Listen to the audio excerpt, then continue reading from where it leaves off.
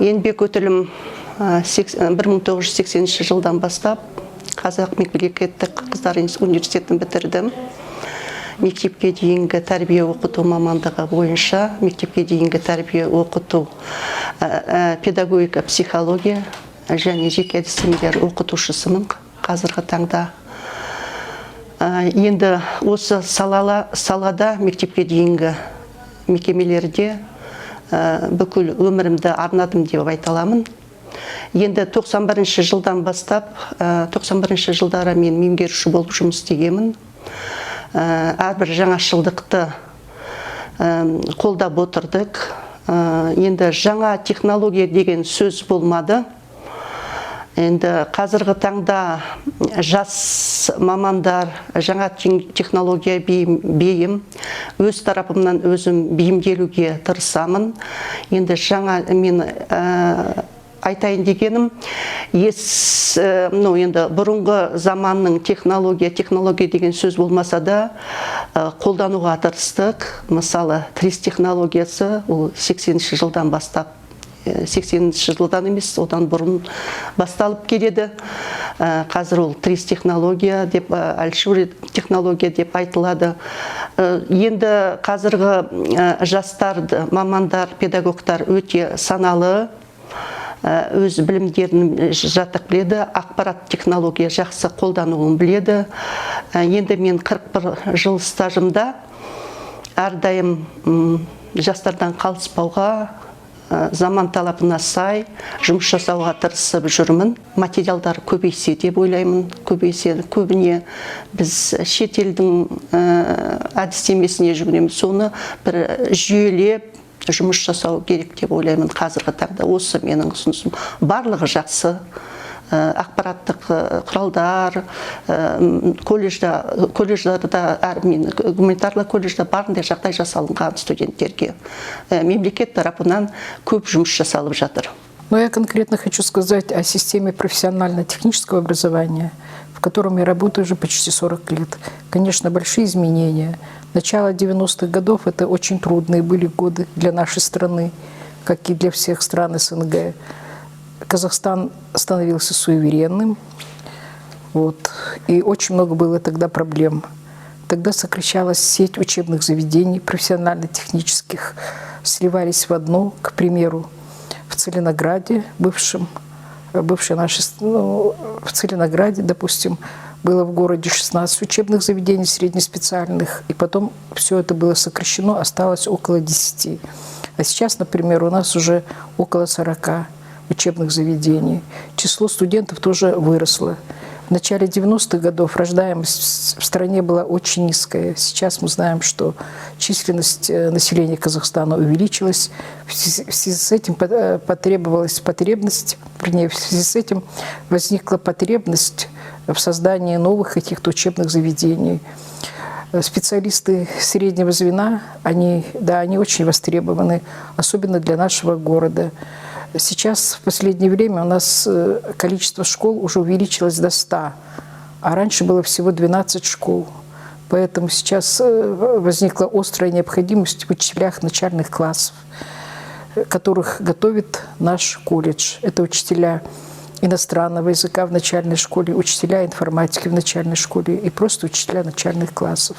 Далее инфраструктура в столице выросла, поэтому мы сейчас готовим администраторов гостиничных комплексов.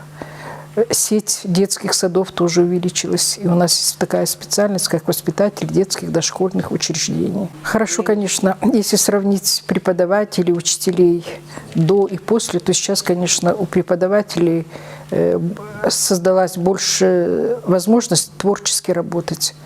Мы сейчас, как и весь Казахстан, вошли в мировое пространство, сеть интернет, кабинеты наши оборудованы, интерактивные доски, компьютеры персональные. Все это, конечно, позволяет нам работать с полной отдачей. Таких возможностей раньше не было, к примеру. казудан бітіргеннен кейін содан бері педагогика саласындамын, мұғалімдікке кетіп, содан бері мұғалімдіктемін. Енді Совет өкіметінің кезінде партия қызметкерлері, партийный советский работник деген болды. Сол райкомда, облисполкомда бәрібір білім саласымен байланысты қызметтерде істедім. Ал тікелей ұстаздық жұмысқа пенсияға шыққаннан кейін, пенсияма 50 жасымда көп балалы ана болып 50 жасымда шықтым. 50 жасымнан бастап 77-ге дейін, 27-ге дейін тікелей мұғалім болып, мектепте мұғалім болып істедім. Осы Астананың өзінде 38-ші мектепте істедім, Зердеде істедім. Ең соңғы орным 73-ші мектепте Байтажекова Құралай Амангелдиевна директор школы болды. Ол 77-ші мектепте ең соңғы қызмет орным сол мұғалімдікте, тарих пәнінің мұғалімімін.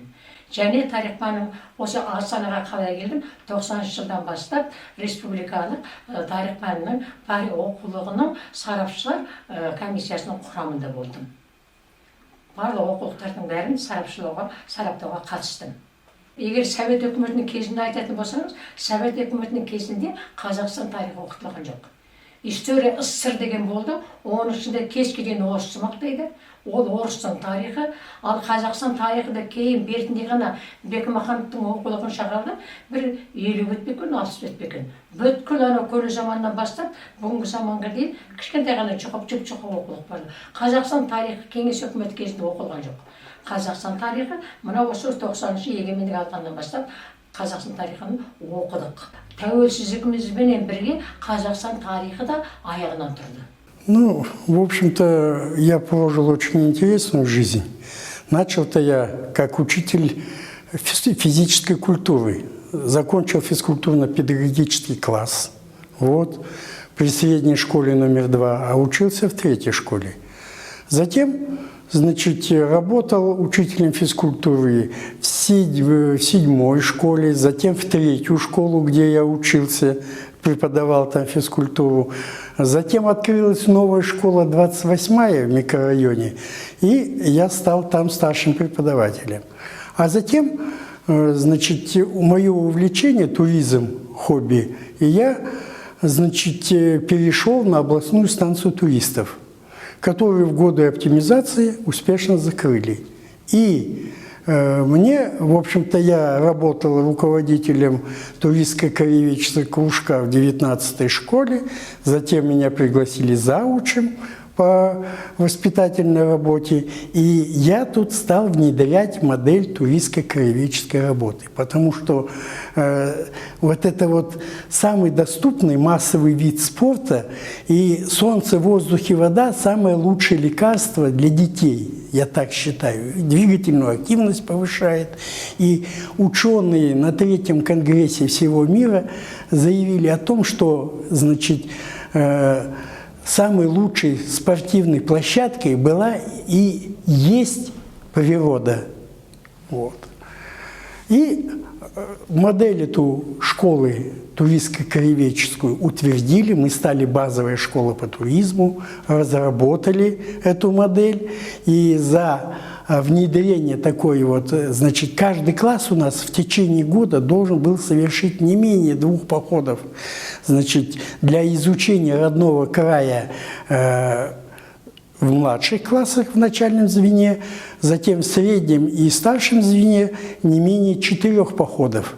Вот, для того, чтобы исплатить класс и выполнять краеведческие, изучать родной край и выполнять краеведческие задания по экспедиции Атамикен. И вот в этом мы превзошли, конечно.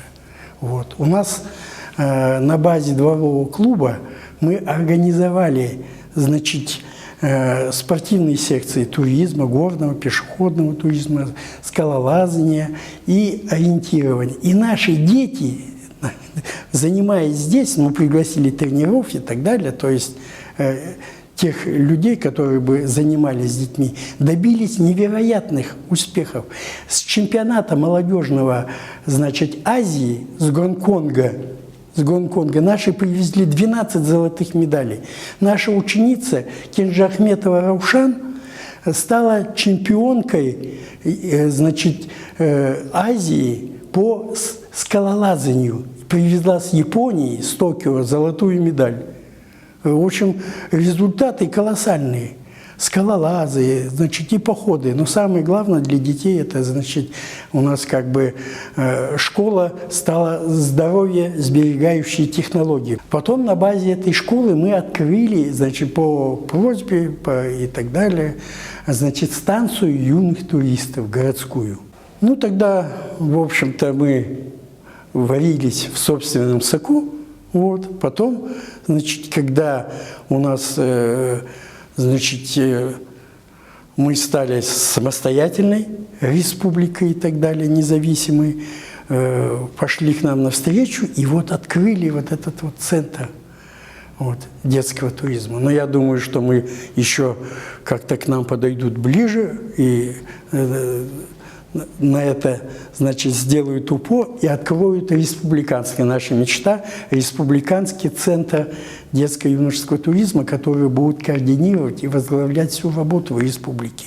Для того, чтобы в каждой области у нас дети изучали, значит, свой родной край, ходили в походы, вот, и, значит, улучшали свое здоровье. В 1990 году, 5 декабря, меня направили в вновь строящуюся школу номер 35 на начале улицы Абая. И в 1991 году школа была сдана. Школа сдана была в очень сложное время, когда наша молодая республика сама только становилась на ноги. И вот первые годы становления, они были очень сложные как для страны, так и для нашей школы. Но благодаря коллективу, благодаря слаженному труду, благодаря взаимовыручке, наш коллектив, в общем, приложил все усилия, чтобы школа была одной из лучших. И на протяжении многих лет школа была одна из лучших.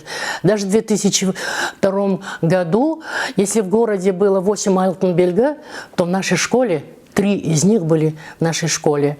Из года в год школа хорошела, из года в год, благодаря стабильности коллектива, до сих пор, сколько лет работала, у меня коллектив был стабильный. У меня завучи не менялись. И благодаря стабильности школа достигала больших успехов.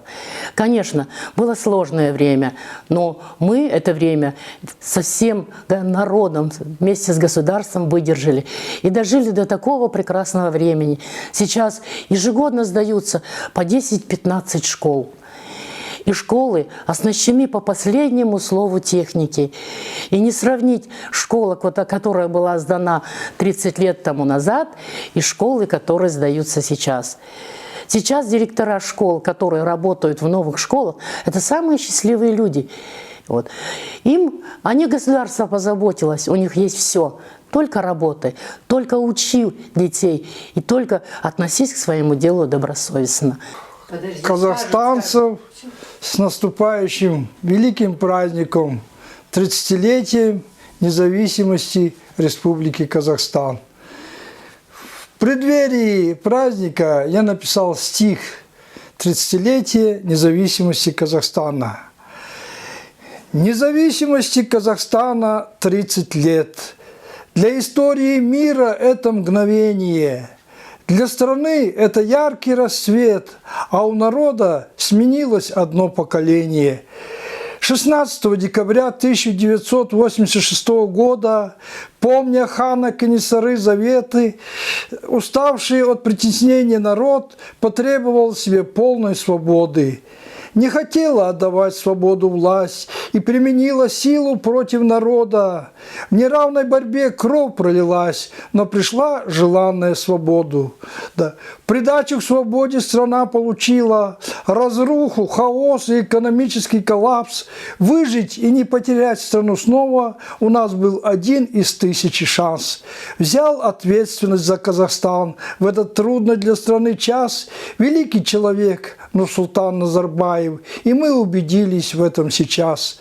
Строить государство пришлось с нуля, создавать все атрибуты государства, строить новые экономические отношения, народам создавать условия для братства.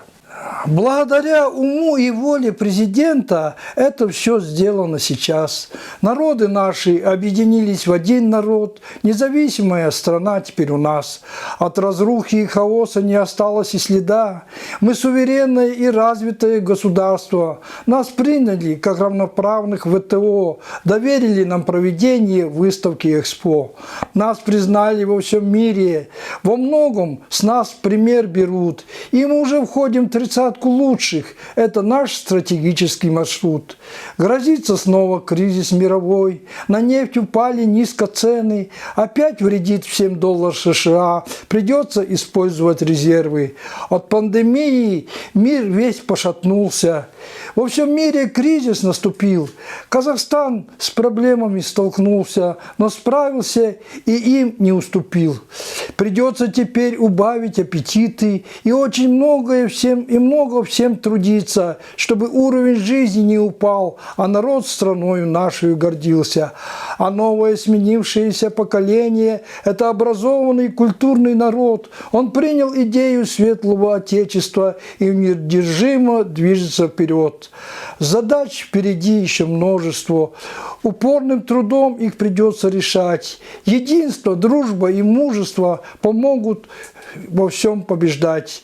С 30-летием независимости поздравляю. Пройден этап на правильном пути. Приложим еще большие усилия, чтобы к светлому Отечеству прийти. Қайырлы күн, құрметті әріптестер, ардақты ұстаздар. Егемен еліміздің биылғы мерейтойы 30 жылдығына қарсы еліміздің гүлденіп көркейіп өсіп жатқан сәттеріне қуанамыз. Ал енді өткенді еске алып, ата-бабаларымыз сан ғасырдан армандаған егемендіктің бізге берген қандай жақсылығы бар деген сұраққа 90-91 жылдары өздеріңіз білесіздер, ол кездегі саясаттың мүлдем басқаша болғанын, әсіресе қазақ даласында қазақ мектептерінің жаппай жабылып, ана тілімізде дәріс ала алмай жүрген қиын кезеңдер болған. Сол жылдары 91 жылы Целиноград қаласынан ең алғашқы ұлттық қазақ балалар музыка мектебі өзінің іргесін қалаған болатын. Ол осы тұрған, біз қазір тұрған шаңырақ. Бұл мектептің болуына себеп болған ол уақытта қазақтың талантты, талапты, білімді балалары өзіміздің ана тілімізде дәріс ала алмай, тек қана орыс тілінде сольфеджи, музыкальный литература деген сабақтарын оқи алмай, мектепті тастап кетіп жатқан өкінішті кезеңдер болған. Міне сол арманымыз орындалып, егемендіктің арқасында еліміз гүлденіп, ана тілімізде мектептер көптеп ашылып,